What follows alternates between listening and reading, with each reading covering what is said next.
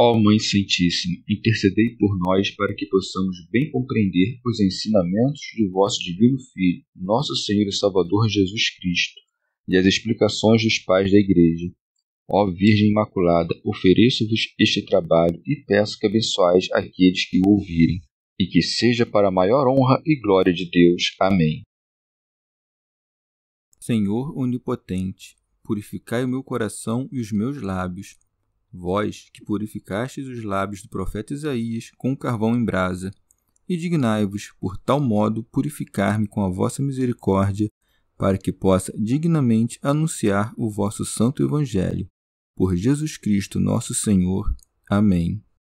Senhor, abençoai-me. Que o Senhor resida no meu coração e nos meus lábios, para que anuncie digna e convenientemente o seu Evangelho. Amém. Evangelho de Nosso Senhor Jesus Cristo segundo São Lucas. O Evangelho revelado aos simples, o Pai e o Filho. Naquele momento, ele exultou de alegria sob a ação do Espírito Santo e disse: Eu te louvo, ó Pai, Senhor do céu e da terra, porque ocultaste essas coisas aos sábios e entendidos e as revelaste aos pequeninos. Assim é, ó Pai, porque foi do teu agrado. Tudo me foi entregue por meu Pai, e ninguém conhece quem é o Filho, senão o Pai, e quem é o Pai, senão o Filho, e aquele a quem o Filho o quiser revelar. O privilégio dos discípulos. E voltando-se para os discípulos, disse-lhes a sós: Felizes os olhos que veem o que vós vedes. Pois eu vos digo que muitos profetas e reis quiseram ver o que vós vedes, mas não viram. Ouviram o que ouvis, mas não ouviram. Comentários dos Pais da Igreja. Teofilacto Diócrida. Tal como um pai benévolo se alegra vendo os filhos trilharem o reto caminho, assim também Cristo exulta porque os apóstolos se tornaram dignos de tantos bens. Por isso está dito: naquele momento ele exultou de alegria sob a ação do Espírito Santo. São Cirilo. Nosso Senhor viu que pela operação do Espírito que lhes transmitira, os apóstolos adquiriram mais almas para Deus, e por isso está dito que se alegrou no Espírito Santo, isto é, nos efeitos provindos do Espírito Santo. A amante final que era dos homens considerava causa de alegria a conversão dos desgarrados, e por isto dá graças a Deus, donde segue: Eu te louvo, ó Pai, Senhor do céu e da terra. São Beda. A confissão nem sempre é sinal de penitência, mas às vezes de agradecimento, como tantas vezes lemos nos Salmos. São Cirilo. Vede, dirão os de coração perverso, como nessa passagem o filho rende graças ao pai desde uma posição inferior. Mas o que impede que o filho, consubstancial ao pai, louve o seu progenitor que se serve dele para salvar o mundo? Se pensas que ele é menor que o pai por causa desta confissão ou ação de graças, repara como ele o chama de seu pai e Senhor do céu e da terra. Tito Ostrense. Todo o resto foi produzido através de Cristo. Apenas ele mesmo foi gerado incompreensivelmente pelo Pai. Com efeito, apenas o unigênito é filho legítimo e natural do Pai, e por isso apenas ele diz: Eu te louvo, ó Pai, isto é, glorifico-te. Não te espantes se o Filho glorifica o Pai, pois a hipóstase inteira do unigênito é a glória do seu progenitor. Todas as coisas criadas, é verdade, tanto o céu quanto os anjos, são a glória do Criador. Mas, como tudo isto está muito abaixo da dignidade dele mesmo, apenas o Filho, por ser Deus e perfeitamente igual ao seu progenitor, glorifica perfeitamente o Pai. Santo Atanásio. Sabemos que muitas vezes o Salvador se expressa como homem.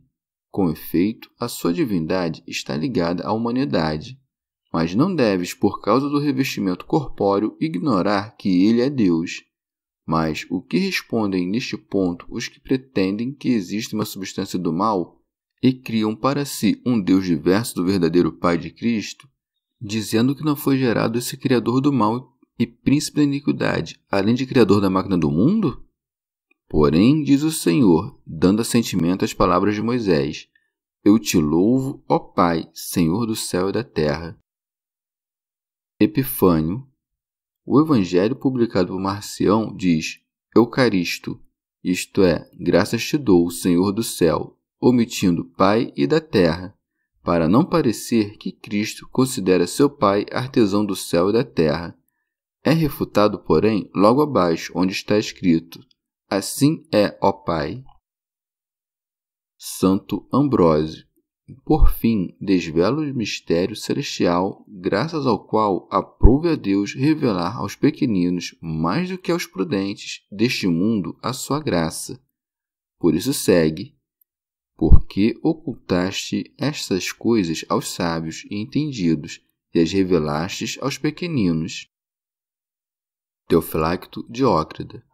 Nosso Senhor distingue os sábios, isto é, os fariseus e escribas, intérpretes da lei, e os prudentes, isto é, os instruídos pelos escribas. Sábio, afinal, é quem ensina, prudente, quem recebe o ensinamento. Por pequeninos, o Senhor se refere a seus discípulos, escolhidos não dentre os doutores da lei, mas dentre a multidão e os pescadores, chamados de pequeninos por serem livres de toda malevolência. Santo Ambrósio. Ou por pequenino, entendamos aquele que não sabe se exaltar nem gabar sua prudência com discursos floridos, como fazem em sua maior parte os fariseus. São Beda. Dá graças, portanto, porque revelou aos apóstolos que são como pequeninos os sacramentos da sua vinda, que os escribas e fariseus, pensando-se sábios e prudentes, não conheceram. Teofilacto Diócrida. Os mistérios, portanto, estão escondidos aos que se pensam sábios, mas não são, pois se fossem, ser-lhes-iam revelados. São Beda. Aos sábios e prudentes opôs não os insensatos e embotados, mas os pequeninos, isto é, os humildes, a fim de mostrar que condena o inchaço do espírito e não a agudeza. Orígenes. Com efeito, o senso de que algo nos falta é uma preparação para a perfeição futura. Afinal, quem, enganado pela aparência de bem que possui, não percebe que carece do verdadeiro bem, fica privado do verdadeiro bem. São João Crisóstomo. Nosso Senhor não se alegra e dá graças porque os mistérios estavam ocultos aos escribas e fariseus. Isto, com efeito, não é motivo de alegria, mas de gemidos. Dá graças porque o que os sábios não conhecem, conhecem-no os seus discípulos. Dá graças ao Pai por este bem, do qual é autor junto com o Pai, manifestando assim o enorme amor com que nos ama. Mostra em seguida que a causa primeira desta revelação é a vontade sua e do Pai, que o fazia por sua própria vontade, daí que siga: Assim é, ó Pai, porque foi do teu agrado. São Gregório Magno. Por estas palavras recebemos um modelo de humildade, a fim de que não nos atrevamos a pôr em dúvida os desígnios porque Deus chama alguns e rejeita outros. Com efeito, não pode ser injusto o que aprova um justo. Em tudo, portanto, que é ordenado exteriormente, a causa da razão manifesta é a justiça da vontade oculta de Deus. São João Crisóstomo. Nosso Senhor, depois de dizer: Graças te dou, porque revelaste estas coisas aos pequeninos, para que não pensasses que o próprio Cristo não possuía o poder de revelar estas coisas, acrescenta: Tudo me foi entregue por meu Pai. Santo Atanásio. Os seguidores de Ario, compreendendo mal estas palavras, deliram a respeito do Senhor e dizem: Se todas as coisas lhe foram dadas, isto é, se lhe foi dado domínio sobre a criatura, houve um tempo em que não as possuía, e, portanto, não é de substância do Pai, pois se fosse, não precisaria receber coisa nenhuma. Ora, disto podemos melhor depreender a loucura deles, pois, se a criação, antes de ser entregue ao Verbo, estava vazia dele, como se hão de salvar as palavras do apóstolo: todas as coisas subsistem por ele. Ademais, se a criatura lhe foi entregue por inteiro assim que foi criada, não foi preciso entregar-lhe coisa nenhuma, afinal, todas as coisas foram feitas por ele. Ao dizer, portanto, que todas as coisas lhe foram entregues, não se refere ao domínio sobre a criatura, mas sim à obra da encarnação, pois, depois que o homem pecou, todas as coisas entraram em desordem, e foi para restaurar tudo que o Verbo se fez carne. Logo, se todas as coisas lhe foram dadas, não é porque carecesse de poder, mas para que pudesse, como Salvador, corrigi-las todas. Desta forma, assim como no princípio todas as coisas foram introduzidas no ser por meio do Verbo, do mesmo modo, com a encarnação do Verbo, todas as coisas foram por ele restauradas. São Beda. Ou ainda, ao dizer que todas as coisas lhe foram dadas, não se refere aos elementos do mundo, mas a estes pequeninos a quem o Pai revelou em espírito os mistérios do Filho, e por cuja salvação exultou ao falar estas coisas. Santo Ambrósio. Ou ainda, nas palavras todas as coisas, reconheces o Filho como onipotente, não o filho bastardo do Pai. Nas palavras me foram entregues, confessas que é ele o Filho, a quem pertence o direito sobre todas as coisas por natureza, e não por doação da graça. Ao dizer que todas as coisas lhe foram entregues pelo Pai, sobre até a própria glória e excelência, mostrando como não está em nada abaixo do Pai. Daí que acrescente: e ninguém conhece quem é o Filho senão o Pai, e quem é o Pai senão o Filho. Com efeito, a mente da criatura não é capaz de abarcar a medida da substância divina, que está acima de todo o intelecto, e cuja formosura transcende todo o pensamento. Mas o que seja natureza divina, ela mesma o sabe. O Pai, portanto, por sua própria substância, conhece o Filho, e o Filho, por sua própria substância, conhece o Pai, sem que interponha a menor diferença quanto à natureza da divindade. Com efeito, cremos que Deus existe, o que, porém, ele seja, isto é incompreensível. Ora, se o Filho foi criado, como poderia ser o único a conhecer o Pai, ou como seria o Pai o único a conhecê-lo? Afinal, conhecer a natureza divina é impossível a qualquer criatura. Porém, conhecer o que seja qualquer uma das coisas criadas, isto não transcende todo o intelecto, embora esteja acima dos nossos sentidos. Santo Atanásio.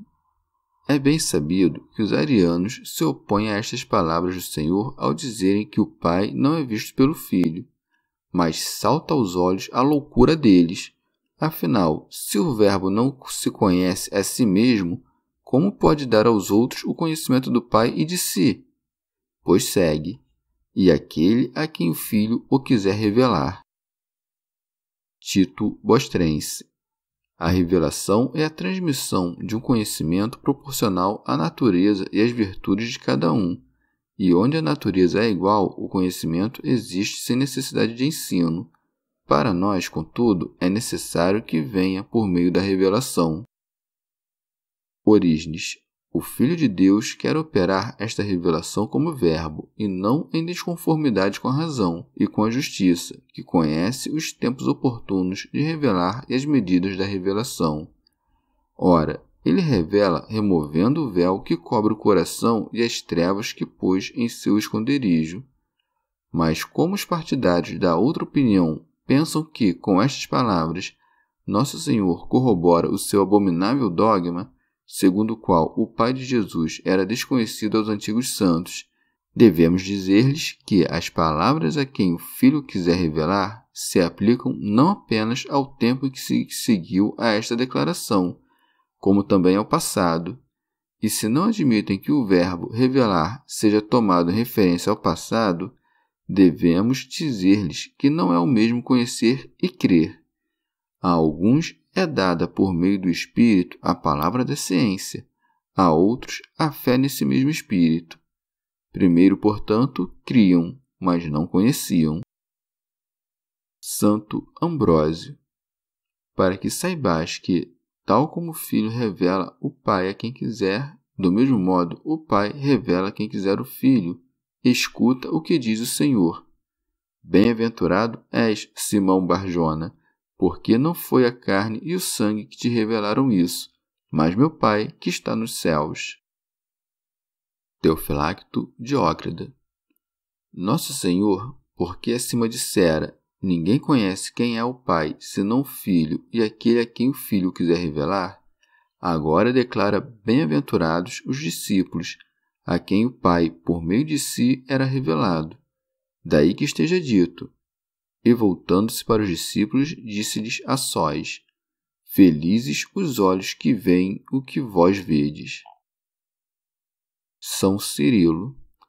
Nosso Senhor se volta a eles porque, rejeitando os judeus que são surdos, portam a mente cega e se negam a enxergar, entrega-se inteiro aos que o amam e declara bem-aventurados os olhos que veem o que eles viam antes de todos os outros. Convém advertir que ver aqui não significa o ato dos olhos, mas o revigoramento da mente por meio dos benefícios a ela prestados. É como quando alguém diz, este viu bons tempos, isto é, alegrou-se com bons tempos, conforme aquela passagem, para que vejas a prosperidade de Jerusalém. Com efeito, muitos judeus viram Cristo produzir feitos divinos, isto é, viram com a visão do corpo. Mas nem a todos se aplicam estas palavras de bem-aventurança, pois não creram nem tampouco viram a glória de Deus com os olhos da mente. Os nossos olhos, portanto, são ditosos ou bem-aventurados quando vemos com a fé o Verbo feito carne por nós, imprimindo sobre nós a formosura da sua divindade, para nos tornar conformes a si por meio da santificação e da justiça. Teofilacto Diócrida. Aos discípulos e a todos que o olham com fé, Nosso Senhor declara bem-aventurados em vista dos antigos profetas e reis que desejaram ver e ouvir Deus na carne. Daí que siga: Pois eu vos digo que muitos profetas e reis quiseram ver o que vós vedes, mas não viram, ouvir o que ouvis, mas não ouviram. São Beda. Mateus, falando com mais transparência, diz: profetas e justos. Estes, com efeito, são os verdadeiros reis, porque não admitiram subjugar-se às suas tentações, mas reinaram sobre elas, e com isto estiveram à frente dos demais. São João Crisóstomo. Por estas palavras, muitos concluem que os profetas não tiveram notícia de Cristo. Porém, se desejaram ver o que viram os apóstolos, sabiam que ele haveria de vir aos homens e oferecer-lhes o que ofereceu. Afinal, ninguém pode ter o desejo do que nunca concebeu na mente. Logo, conheciam o Filho de Deus. E por isso não diz simplesmente: quiseram me ver, mas quiseram ver o que vós vedes. Nem quiseram me ouvir, mas quiseram ouvir o que vós ouvis. Pois, de fato, o tinham visto, mas não encarnado, nem tratando com os homens, nem falando-lhes com tamanha majestade. São Beda.